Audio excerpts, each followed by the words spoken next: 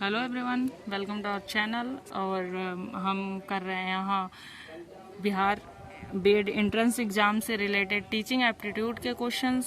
पहले क्वेश्चन नहीं, हम पहले बेसिकली थ्योरी पढ़ेंगे इस क्लास में और हम इसके अगले वाले क्लास में क्वेश्चन करेंगे, या फिर देखते हैं अगर वीडियो लंबा नहीं होगा तो इसी में क्वेश्चन भी अटैच कर लेंगे। तो ऐसे करके थोड़े बहुत टॉपिक है वो हम कंप्लीट कर लेंगे 25 तारीख से पहले, जो कि हमारा 25 को पेपर है, तो इतना टेंशन वाली बात नहीं है कोई। अब मुझसे पूछेगा कि मैंने क्या किया है, तो मैंने बीएड एंट्रेंस पता नहीं 3-4-5 बार क्वालिफाई करा है। और तो ठीक है, आप मेरे पे बिलीव कर सकते हो। आगे चलते हैं, तो पहले पढ़ते हैं हम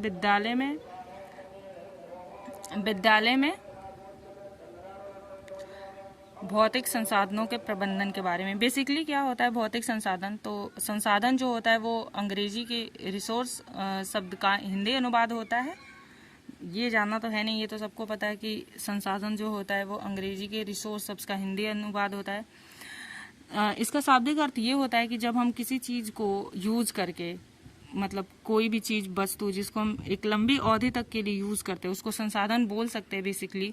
या फिर अपनी आवश्यकताओं की पूर्ति के लिए हम मतलब उसका यूज कर सकते हैं। तो हमसे पूछा जाता है कि संसाधन क्या होता है, तो इसका शाब्दिक अर्थ होता है कि लंबी अवधि तक यूज जो किया जाता है वो संसाधन होता है। अर्थात जिस वस्तु की लंबी अवधि तक निर्भरता रहे वो संसाधन होता है। अर्थात किसी आवश्यकता की पूर्ति हेतु जो कार्य किए जाते हैं वो संसाधन। यही कारण है कि मनुष्य का जो ज्ञान है उसे सबसे बड़ा संसाधन माना जाता है, क्योंकि मानव का ज्ञान ही भौतिक संसाधनों का पदार्थों का संसाधन के रूप में प्रदान करता है।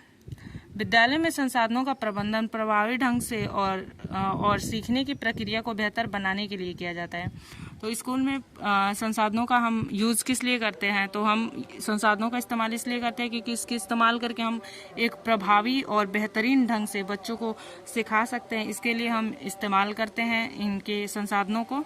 बहुत सारी संसाधनें हो सकती हैं विद्यालय से, आगे उसके बारे में देखते हैं। तो विद्यालय उसके पहले जानेंगे कि विद्यालय में प्रबंधन क्या होता है।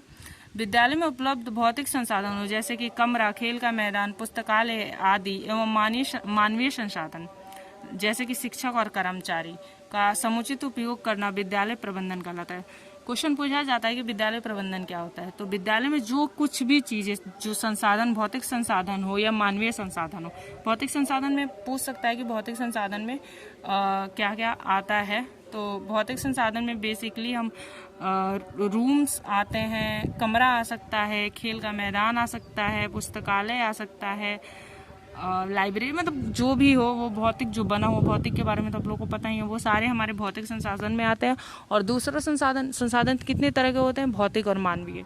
तो मानवीय संसाधनों में हमारे जो भी कर्मचारी होते हैं, टीचर्स होते हैं, वो सारे आ जाते हैं हमारे इसमें मानवीय संसाधनों में। अब हो गया कि विद्यालय से प्रबंधन क्या है। तो विद्यालय से प्रबंधन चीज़ों के बारे में बहुत सारी हमें वो भी मिली हैं, परिभाषाएं हैं, इनसे कभी कभी क्वेश्चन पूछे जाते हैं। तो इसमें है हेराल्ड कुंज, एक वैज्ञानिक है। तो हेराल्ड कुंज जो ये हमारे वैज्ञानिक है, इन्होंने कहा है कि औपचारिक रूप से संगठित समूहों को व्यक्तियों के द्वारा व्यक्तियों के साथ मिलकर कार्य पूर्ण करने की कला प्रबंधन कहलाता है। क्या कहलाता है? प्रबंधन। हेराल्ड कुंज के हिसाब से कि औपचारिक रूप से संगठित समूह के व्यक्तियों के द्वारा व्यक्तियों के साथ, मतलब एक व्यक्तियों का समूह जो है, संगठित समूह, उनके साथ मिलकर, व्यक्तियों के साथ मिलकर किसी कार्य को पूरा करने का जो एक कला होता है वही होता है क्या बोलते हैं, प्रबंधन। दूसरे हैं हेनरी फ्योल कहते हैं कि भविष्यवाणी करना, समन्वय करना, नियोजन करना, संगठन करना, नियंत्रण करना प्रबंधन होता है। मतलब किसी भी चीज़ के लिए आप सोचते हैं कि ये होगा, फिर उसके लिए आप समन्वय करते हैं, फिर उसके लिए आप योजना बनाते हैं कि कैसे कैसे क्या करना है, फिर कोई संगठन बनाते हैं, उनको चलाने के लिए नियंत्रण स्थापित करते हैं। ये सारी चीज़ें क्या होती है? बेसिकली हम कह सकते हैं कि किसी भी चीज़ को मैनेज करना, इंग्लिश क्या होता है प्रबंधन का? मैनेजमेंट। तो किसी भी चीज़ को मैनेज करना प्रबंधन कहलाता है। मैरी पार्कर फोलेट भी यही कहते हैं कि प्रबंधन व्यक्तियों के माध्यम से कार्य पूर्ण करने की कला है। एक तरह से भी किसी भी कार्य को करने के लिए, उसके ऑब्जेक्ट को फुलफिल करने के लिए प्रबंधन की आवश्यकता होती है। तो प्रबंधन यही होता है। अब आगे है विद्यालय में भौतिक संसाधनों की आवश्यकता। अब इसमें है कि विद्यालय में भौतिक संसाधनों की आवश्यकता क्यों होती है। एक सेकेंड। विद्यालय में भौतिक संसाधनों की आवश्यकता होती क्यों है? तो बच्चों के ज्ञान की समझ विकसित करने के लिए कक्ष प्रबंधन एवं छात्रों के वर्तमान समय के अनुकूल शिक्षा तकनीक को उपलब्ध कराना जरूरी है। बच्चों में अगर ज्ञान विकसित करना है तो हमें एक बेहतर कक्षा चाहिए होगा, उसके अंदर एक बेहतर प्रबंधन चाहिए होगा, और छात्रों को उसके समय के अनुकूल शिक्षा तकनीक अगर उपलब्ध नहीं होंगे तो फिर उनके अंदर ज्ञान की समझ विकसित हो ही नहीं सकती है। तो इन चीज़ों के लिए हमें विद्यालय में इन भौतिक संसाधनों की आवश्यकता होती है। किसी भी विद्यालय के बेहतर परिणाम के लिए विद्यालय में मूलभूत संसाधनों का होना अनिवार्य है। अगर विद्यालय में मूलभूत संसाधन ही उपलब्ध नहीं होंगे तो बच्चे कैसे अपनी पढ़ाई करेंगे, और जब पढ़ाई नहीं करेंगे तो बेहतर परिणाम कैसे आएगा। जैसे अगर विद्यालय में बुक ही ना हो तो फिर बच्चों की पढ़ाई कैसे होगी। विद्यालय में बोर्ड ही ना हो तो फिर बच्चों की कैसे। ये सारी चीज़ें क्या है, ये संसाधन ही तो है, और इनकी आवश्यकता इसीलिए है। अगर उनको पढ़ाया जाएगा तभी तो परिणाम, आउटकम तभी तो आएगा ना। फिर उसके बाद देखते हैं कि विद्यालय में सफलतापूर्वक काम करने हेतु प्रबंधन बहुत महत्वपूर्ण है। प्रबंधन वह प्रक्रिया जिसमें सहयोगी समूह विद्यालय के लक्ष्यों की प्राप्ति हेतु क्रियाओं को निर्देशित करता है। किसी भी स्कूल में, विद्यालय में अगर कोई काम करना है, एक कक्षा चलाना है, तो उसके लिए भी मैनेजमेंट चाहिए होगा, प्रबंधन चाहिए होगा। अगर हम प्रबंधन नहीं हुआ तो हमें कैसे पता होगा कि कब कैसे बच्चों को मैनेज करना है, कैसे क्लास चलाना।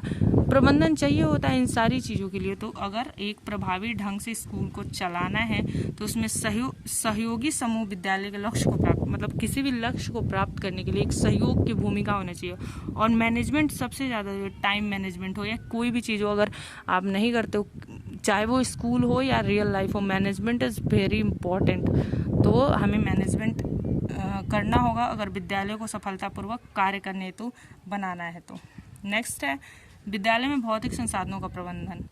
भौतिक संसाधनों से तात्पर्य ऐसे कारकों से जो प्रत्यक्ष रूप से मानवीय गतिविधियों में सहायक होता है। भौतिक संसाधन क्या होता है? तो भौतिक संसाधन वो होता है जो मानवीय गतिविधियों में सहायक होता है या असर डालते हैं। लाइक अगर मेरे पास बुक है तो मैं, मतलब अगर एक सेकेंड, असर डालते हैं। विद्यालय में भौतिक संसाधनों के अंतर्गत पुस्तकालय, खेल के मैदान आदि। अगर हमारे स्कूल में पुस्तकालय है तो वहाँ हमें ईजिली बुक मिल जाएगा, उसके लिए हमें दौड़ भाग नहीं करना पड़ेगा। तो और भी सारी चीज़ें हैं। कक्षा है तो उसमें बेहतरीन ढंग से बच्चों को बैठा कर उसमें पढ़ाया जा सकता है। ब्लैक बोर्ड का इस्तेमाल, उस पर अच्छी अच्छी चीज़ें लगा के चित्र के माध्यम से, मानचित्र के माध्यम से बच्चों को पढ़ाया जाता है। तो ये सारी चीज़ें संसाधन हैं जो कि हमें एक इफ़ेक्टिव टीचिंग के लिए इम्पोर्टेंट होती हैं। अब इसमें क्या क्या आते हैं,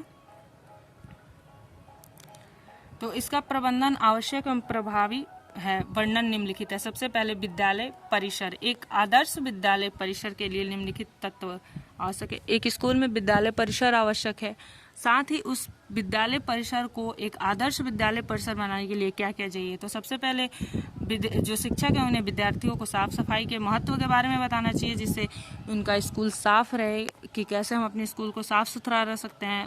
अगर वो चाहे तो इससे संबंधित प्रतियोगिता भी आयोजित करवा सकते हैं, जिसमें बच्चे छोटे होते हैं तो उनके अंदर प्रतियोगिता की भावना, मतलब जीतने की भावना होती है। इस वजह से वो चाहे तो प्रतियोगिता के माध्यम से करवा सकते हैं। स्कूल में रंगाई पुताई का काम होना चाहिए, जिससे स्कूल साफ सुथरा दिखेगा। ये भी एक बहुत इम्पोर्टेंट चीज़ है। विद्यालय में वातावरण को स्वच्छ और सुंदर बनाने के लिए पेड़ पौधे और फूलों के बगीचे लगाने चाहिए, जिससे विद्यालय का वातावरण सुगंधित और प्रदूषण रहित होगा। विद्यालय को स्वच्छ और सुंदर बनाने के लिए तथा बच्चों से पेड़ पौधे लगवाना चाहिए, फूलों की क्यारियाँ बनवानी चाहिए। पहले स्कूलों में बनवाए जाते थे फूलों की क्यारियाँ, जिससे एक आकर्षण बनेगा, वातावरण अच्छा होगा, बच्चों को एक अच्छा इन्वायरमेंट मिलेगा, तो फिर वो अच्छे से पढ़ाई कर पाएंगे। नेक्स्ट है विद्यालय परिसर में समय समय पर कीटनाशक दवाइयों का छिड़काव किया जाना चाहिए, जिससे कीटाणु और मच्छर ना पनपे। जैसे अगर कीटाणु और मच्छर पनपते हैं तो रोग भी फैलता है, तो इसीलिए वहाँ पे छिड़काव करवाना चाहिए समय समय पे, लाइक DDT वगैरह इन चीज़ों का। विद्यालय में प्रत्येक कक्ष में इन सब से क्वेश्चन पूछा जाता है, इन सब से आपके एग्जाम में क्वेश्चन फ्रेम होते हैं। इन सारे लाइन को अच्छे से याद रखिएगा, ये लाइन उठा के क्वेश्चन पूछ लिया जाता है। विद्यालय के प्रत्येक कक्ष के पास एक छोटा कूड़ादान लगना चाहिए, जिसमें कक्षा से निकलने वाले कूड़ा करकट उसी कूड़ादान में डाला जा सके। विद्यालय परिसर में CCTV कैमरे लगवाने चाहिए। बेसिकली वही चीज़ें हैं। और स्कूल को स्वच्छ रखने में सहयोग करना चाहिए।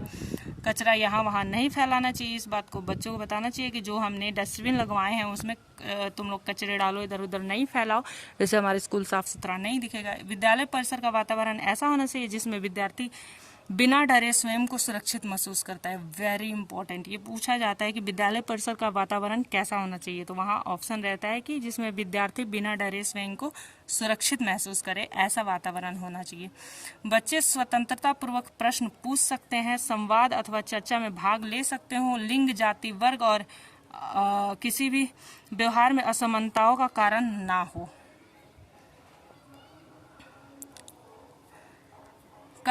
कक्षा, दूसरा है कक्षा। कक्षा कैसा होना चाहिए, तो विद्यालय के अंदर कक्षा सबसे महत्वपूर्ण भौतिक संसाधन है। जो कक्षा के निम्नलिखित विशेषता होना चाहिए। सबसे पहले तो कक्षा बड़ा होना चाहिए, रोशनीदार और हवादार होना चाहिए।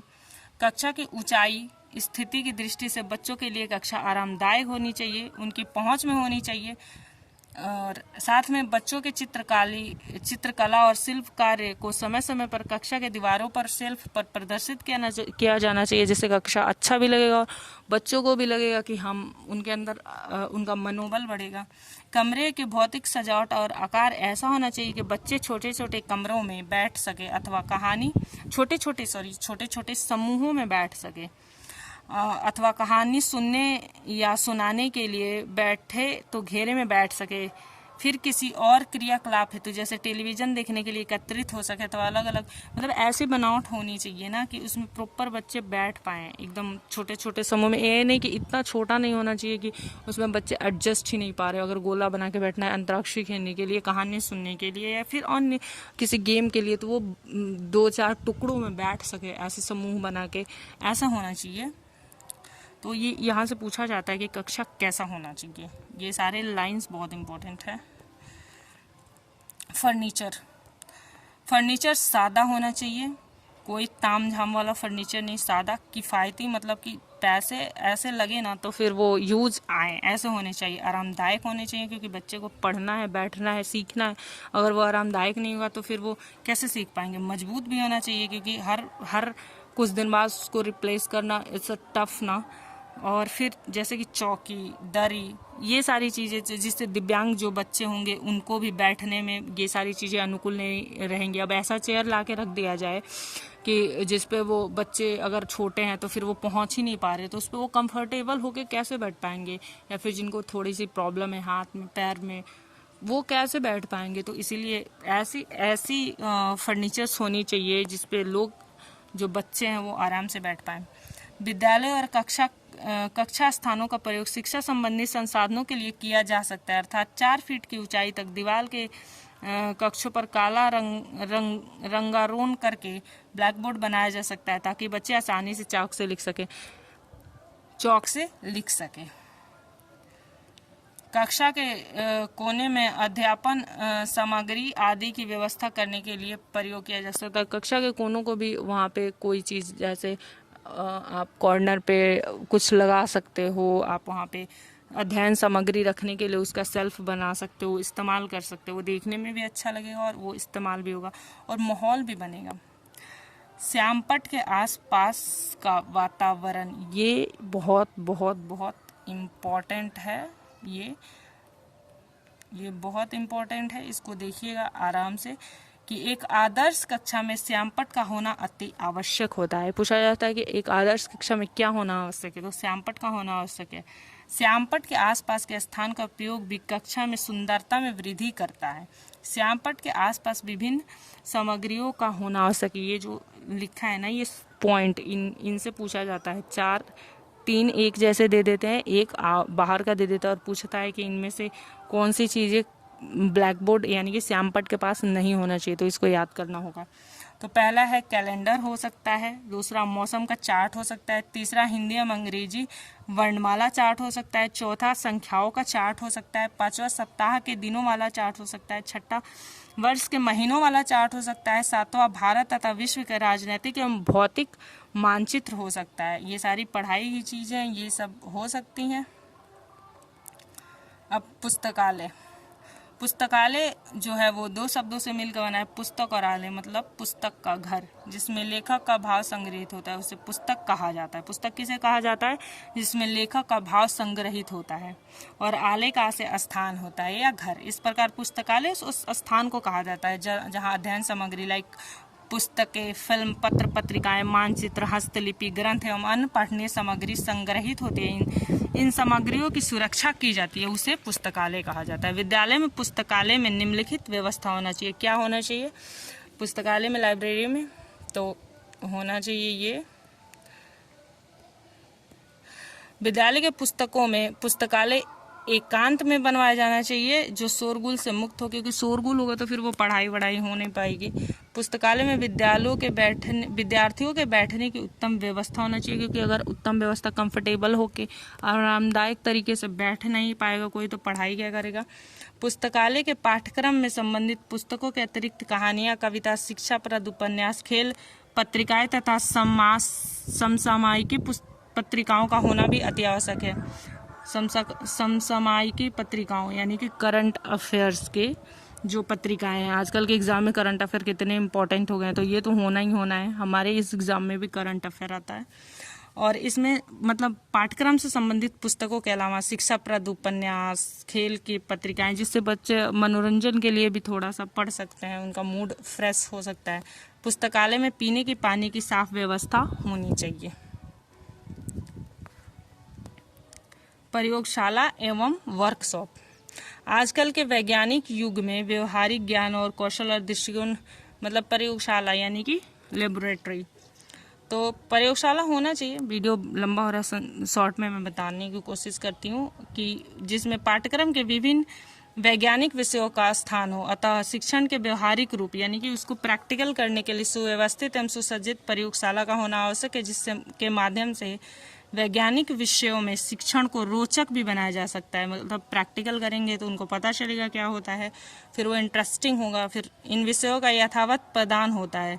बालक अगर स्वयं क्रिया करेगा या अन्वेषण करके ज्ञान प्राप्त करने में समर्थ होता है, तो अन्वेषणकर्ता का दृष्टिकोण अपनाता है। अगर वो खुद से करेगा, सीखेगा, तो फिर वो अन्वेषणकर्ता का दृष्टिकोण अपनाएगा। इसके बाद है कंप्यूटर लैब। कंप्यूटर लैब एक ऐसा स्थान है जहां छात्रों एवं लोगों को कंप्यूटर का ज्ञान प्रदान किया जाता है। आजकल के टेक्निकल युग में तो कंप्यूटर का ज्ञान होना जरूरी है, और इसके लिए कंप्यूटर लैब भी होना जरूरी है। सरकारी शिक्षा में एनसीईआरटी पाठ्यक्रम लागू करने के साथ साथ प्राइमरी और अपर प्राइमरी कक्षाओं में कंप्यूटर साक्षरता अनिवार्य की गई, अतः छात्रों की कंप्यूटर तक पहुंच बनाने के लिए विद्यालयों में कंप्यूटर लैब की व्यवस्था करनी अति आवश्यक है। कंप्यूटर लैब में पर्याप्त मात्रा में कंप्यूटर, इंटरनेट, छात्रों के बैठने की उचित व्यवस्था आदि का होना अत्यंत आवश्यक है। साथ ही विद्यालय में प्रशिक्षित कंप्यूटर अध्यापक का होना चाहिए। इंटरनेट होगा तभी तो कंप्यूटर चलेगा, साथ में बैठने के लिए तो स्पेस चाहिए ही चाहिए, खड़े होकर तो कोई चला नहीं सकता है। उसके साथ साथ प्रशिक्षित अध्यापक होने चाहिए, तभी वो सिखा पाएंगे कंप्यूटर के बारे में। असेंबली हॉल,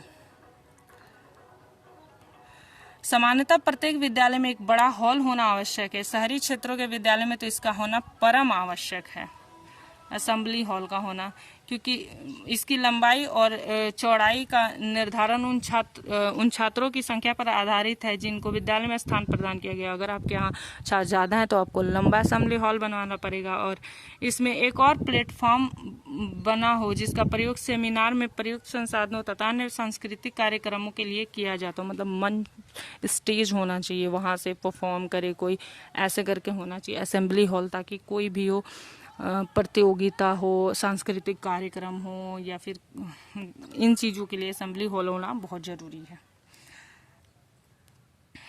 शौचालय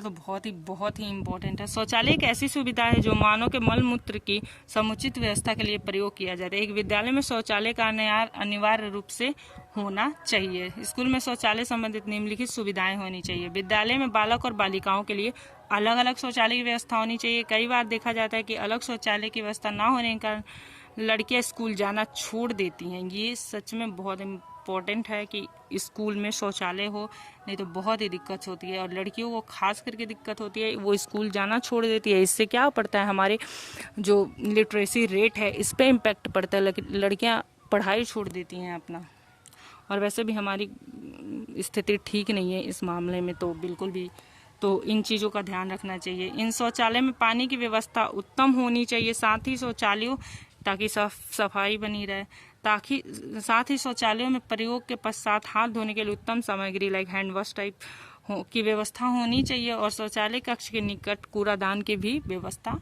होनी चाहिए। अब है पानी। जल ही जीवन है। जल ही जीवन है। जल के बिना जीवन की कल्पना भी नहीं कर सकता है। किसी भी शिक्षण संस्थान के लिए पानी की उत्तम व्यवस्था होना एक अनिवार्य तत्व है। विद्यालय में पानी की निम्नलिखित तरीके से प्रबंधन होना चाहिए।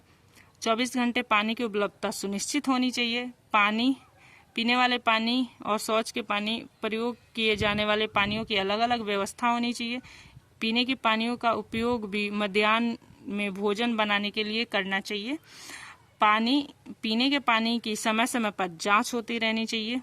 ऐसे भी आर्सेनिक आजकल तो बढ़ ही रहा है। गर्मी के दिनों में विद्यार्थियों के लिए ठंडे पानी की व्यवस्था होनी चाहिए। पानी रखने वाली टंकी की सप्ताह में एक बार सफाई होनी चाहिए। स्कूल परिसर में जल निकासी की उत्तम व्यवस्था होनी चाहिए। खेल का मैदान। खेल को जीवन का आवश्यक अंग है, और स्कूल में तो खेल का मैदान होना भाई बहुत इम्पोर्टेंट है, बहुत इम्पोर्टेंट। नहीं तो फिर तो बेकार ही लगता है स्कूल। विद्यार्थी जीवन में इसका महत्व कुछ अधिक ही है। यह शारीरिक एवं मानसिक विकास में बहुत सहायता करता है। तब विद्यार्थियों को विद्यालय में होने वाली खेल कूद गतिविधियों में नियमित रूप से भाग लेना चाहिए। बहुत ये पूछता है कि खेल कौन सा विकास करता है, शारीरिक या मानसिक, तो ये दोनों विकास करता है। सभी विद्यालयों में खेल कूद के लिए मैदान की व्यवस्था होनी चाहिए। फील्ड की खेल का मैदान विद्यालय परिसर के मध्य में या बाहर भी हो सकता है। खेल में मैदान के पर्याप्त रूप से घास होनी चाहिए, जिससे खेलते समय विद्यार्थी अगर गिर भी जाता है तो उसे चोट नहीं लगता है। ऐसे कभी कभी होता है, गिरते हैं तो घुटने पे तो पक्का ही पक्का लगना होता है। साथ ही खेल के मैदान में दर्शकों के बैठने की पूरी व्यवस्था होनी चाहिए, तभी तो आपका खेल कोई देख पाएगा, बच्चों का खेल एंजॉय कर पाएगा। तो बैठने की भी व्यवस्था होनी चाहिए। बेसिकली क्या होना चाहिए, मैदान की व्यवस्था होनी चाहिए। ये कहीं भी हो सकता है, मध्य में हो सकता है और परिसर के बाहर भी हो सकता है। पर्याप्त रूप से घास होनी चाहिए, जिससे विद्यार्थी गिरते हैं तो उनको चोट लगने की संभावना कम होती है। साथ ही खिलाड़ियों के पीने के पानी का उत्तम व्यवस्था होना चाहिए। लोगों के बैठने का पूरा व्यवस्था होना चाहिए। साथ ही मैदान का सौंदर्यीकरण होना चाहिए। इसके लिए मैदान के किनारे किनारे फूल लगाने की भी व्यवस्था करनी चाहिए। अब आता है हमारा कार्यालय। सामान्य कक्षों, विशेष कक्षों तथा हॉल आदि के अतिरिक्त विद्यालय भवन में प्राचार्य के दफ्तर या कार्यालय की स्थिति एवं व्यवस्था पर पूर्ण ध्यान दिया जाए, जिससे विद्यालय संचालन का कार्य सुचारू रूप से हो सकता है। कार्यालय मतलब ऑफिस तो होना बहुत ही इम्पोर्टेंट है। सामान्य कक्षा होना चाहिए, विशेष कक्षा होना चाहिए, हॉल होना चाहिए। इसके अतिरिक्त विद्यालय भवन में प्राचार्य का भी दफ्तर और कार्यालय की स्थिति की व्यवस्था का पूर्ण रूप से ध्यान रखना चाहिए। तभी तो विद्यालय का कार्य हो पाएगा। जब कार्य नहीं हो पाएगा तो फिर पढ़ाई कहाँ ही होगी। शिक्षक कक्ष। शिक्षक कक्ष के लिए शिक्षकों के लिए शिक्षा का कक्ष होना आवश्यक है, जिससे उनके बैठने, फाइल एवं पुस्तक रखने की उपयुक्त व्यवस्था होगी। इन सबसे उतना पूछता नहीं है, बस पूछ देगा ऐसे कि ये उसमें संसाधन में आते हैं कि नहीं आते हैं। कैंटीन। विद्यालय में कैंटीन आदि के लिए व्यवस्था करना भी अत्यंत आवश्यक है। कैंटीन के बिना लाभ प्राप्त किए बालकों को दोपहर में भोजन का, जलपान का प्रबंधन किया जा सकता है। उसके बाद आता है छात्रावास। विद्यालय में छात्रावास की व्यवस्था भी होनी चाहिए। प्रायः बहुत से विद्यार्थी दूर स्थानों के पढ़ने आते हुए प्रतिदिन घर से विद्यालय आना जाना नहीं कर पाते। ऐसे विद्यार्थियों के लिए छात्रावास की व्यवस्था की जानी चाहिए, जिससे उनके समय की बचत हो तथा उस समय का वो सदुपयोग कर पाए। छात्रावास में भोजन, पीने के पानी, स्वच्छ जल, खाना खाने की व्यवस्था एवं विश्राम करने के लिए स्वच्छ बिस्तरों की व्यवस्था होनी चाहिए। प्रधानाध्यापक का यह कर्तव्य है कि वह समय समय पर छात्रावास का निरीक्षण करे, जिससे उससे यह ज्ञात हो सके कि छात्रावास में दी जाने वाली सुविधा का स्तर क्या है और कैसे इसमें पर्याप्त सुधार किया जा सकता है। तो इधर हो गया है हमारा चैप्टर ख़त्म, और इसके बाद है इसमें ये सारे प्रैक्टिकल के क्वेश्चन हैं, मतलब ये सारे क्वेश्चन हैं इससे रिलेटेड MCQ, जो कि हम नेक्स्ट वीडियो में करेंगे, क्योंकि ये वीडियो ऑलरेडी बहुत लंबा हो गया, आधे घंटे का हो गया। तो इसमें हमने पढ़ा भौतिक संसाधनों के बारे में। टेंशन नहीं लेना है, 10 दिन में पूरा कंप्लीट हो जाएगा टीचिंग एप्टीट्यूड एकदम मस्त तरीके से। आप लोग लाइक करिए, शेयर करिए, सब्सक्राइब करिए please. Thank you so much हमारे सेशन से जुड़ने के लिए। और आपको